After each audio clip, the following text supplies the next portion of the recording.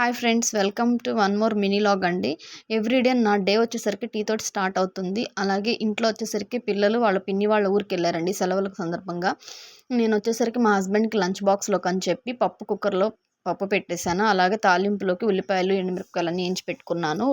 పప్పులోకి వడియాలు ఎంచుతామని మినపొడియాలు తీసి పక్కన పెట్టి, అలాగే డీప్ ఫ్రైకి ఆయిల్ కూడా రెడీ చేసుకున్నాను. పప్పు కూడా రెడీ అయిపోయింది. అలాగే రైస్ కుక్కర్లో రైస్ కూడా అయిపోయింది. ఇలాగా అన్నీ కూడా బాక్స్లోకి అరేంజ్ చేసేసిన తర్వాత పప్పులోకి టచింగ్ కోసం కొన్ని పచ్చిమిరపకాయలు కూడా పక్కన పెట్టేశాను.